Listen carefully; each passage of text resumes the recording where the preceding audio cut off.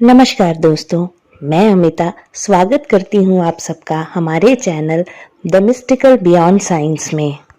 ईश्वर परमः कृष्ण सच्चिदानंद विग्रह अनादिरादिर् गोविंद सर्व कारण कारणम।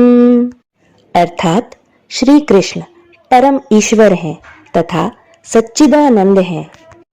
वे आदि पुरुष गोविंद समस्त कारणों के कारण हैं। इस पूरे ब्रह्मांड की उत्पत्ति उन्हीं से हुई है। सभी देवी देवता, जीव जंतु, गण, प्रेत, पिशाच उनके सामने नतमस्तक होते हैं। परंतु क्या आप जानते हैं कृष्ण किसके चरणों की रेणु पाने को व्याकुल रहते हैं? तप्त कंचन गौरांगी राधे वृंदावनेश्वरी वृषभानु सुते देवी प्रणमामि हरि प्रिये। जी हाँ, जगत स्वामिनी श्रीमती राधा रानी। कहते हैं राधा नाम की धूली अगर कोई अपने मस्तक पर लगा ले तो हमारे कान्हा जी स्वयं खिंचे चले आते हैं उस भक्त के पास। ऐसी दिव्य शक्ति है श्रीमती राधा रानी। तो बोलिए जय जय श्री राधे। तो दोस्तों, आज की हमारी कहानी राधा रानी और उनके भक्त सेठ धनीराम की है। बहुत साल पहले बरसाने में एक धनी सेठ रहते थे जिनका नाम था सेठ धनीराम। जैसा उनका नाम था वैसा ही उनका व्यक्तित्व भी था। उनके पास पैसा, रुतबा, घर, गाड़ी सब कुछ था।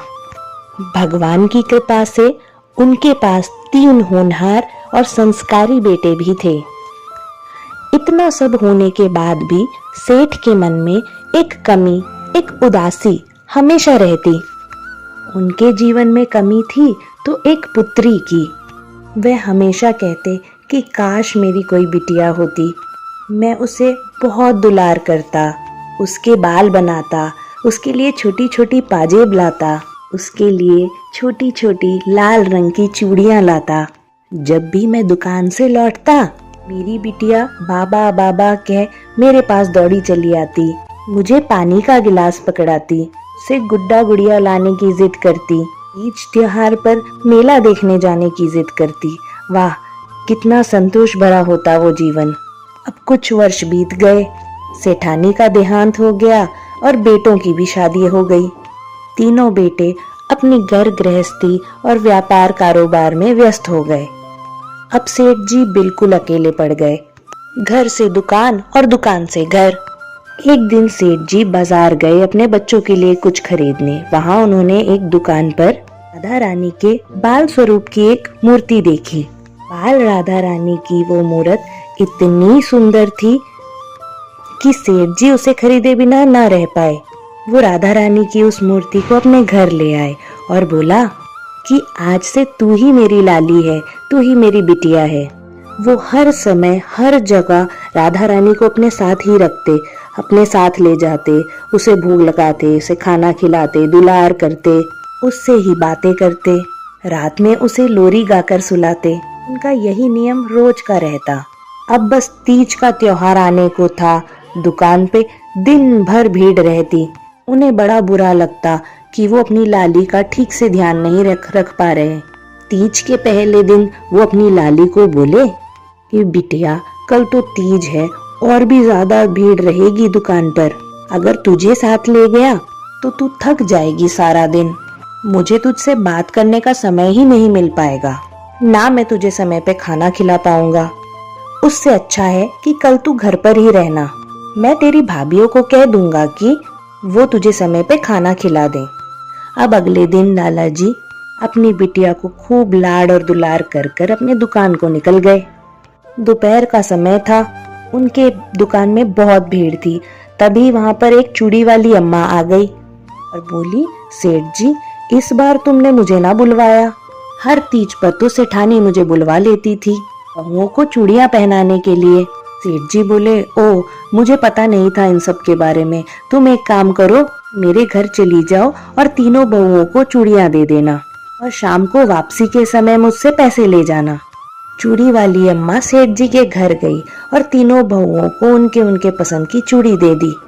वो बस घर से बाहर निकली ही थी कि एक छोटी सी बच्ची 7-8 साल की अम्मा को रोकने लगी।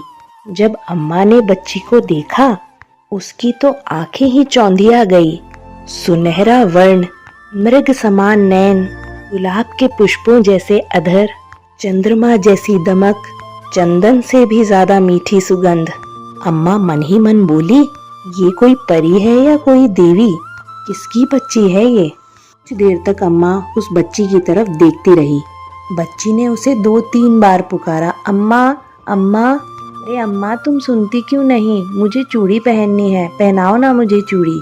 माँ बोली, जरूर बिटिया, पर तू कौन है? किसकी बेटी है तू? बच्ची बोली, अम्मा मेरा नाम लाली है, मेरे बाबा का नाम सेठ धनीराम है। अम्मा बोली, अच्छा, सेठ को एक छोरी भी है? ये तो मैं ना जानती थी। चल कोई नहीं, तू बता तुझे कौन से रंग की चूड़ी चाहिए? बिटिया बोली, मुझे लाल रंग की चूड़ियाँ बहुत पसंद है अम्मा, मुझे लाल रंग की चूड़ी पहना दो। अम्मा ने बच्ची को चूड़ियाँ पहनाई और वहाँ से लौट गई।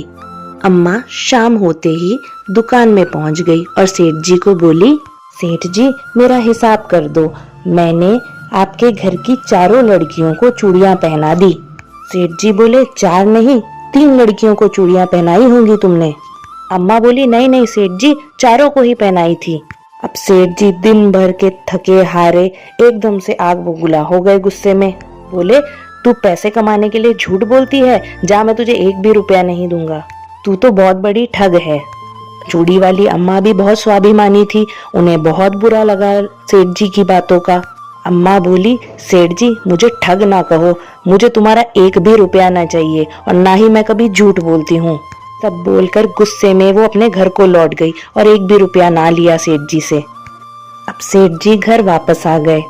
इतने थके हुए थे कि अपनी लाली से बात भी ना किया।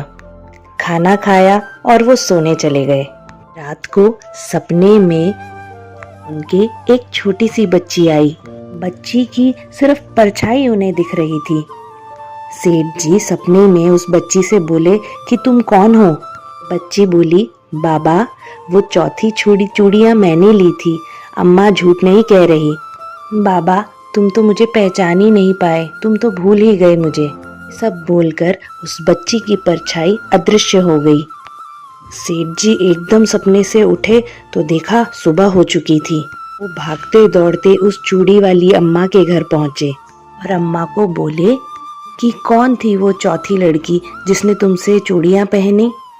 अम्मा बोली, वो बच्ची तो खुद को तुम्हारी बेटी बता रही थी, अपना नाम लाली बताया उसने, और दिखने में तो वो ऐसी थी मानो वो किसी देवलोक से आई हो। बाबा सब कुछ समझ गए।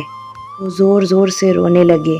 बोले, बहन तू कितनी भागवान है और मैं कितना अभागा हूँ। तूने खुद अपने हाथों से राधा रानी को चूड़ियाँ पहनाई और मैं तो ये भी भूल गया कि मेरे घर में मेरी 3 बहुओं के साथ मेरी एक बेटी भी रहती है, और मेरी बिटिया मुझसे इतनी रुष्ट है कि उसने मुझे सपने में अपना सुंदर मुख भी ना दिखाया, सिर्फ परछाई मात्र देखी मैंने उसकी। इस चमत्कारी वाकये के बाद लोग दूर दूर से सेठ जी के घर राधा रानी के दर्शन करने आया करते थे और साथ में चूड़ियाँ भी लाते थे। तो दोस्तों, कैसी लगी आपको ये कहानी? कमेंट करके ज़रूर बताइएगा। लाइक, शेयर एंड सब्सक्राइब कीजिए हमारे channel the mystical beyond science को। भगवान आप सभी की इच्छाओं को पूर्ण करे। हरे कृष्णा।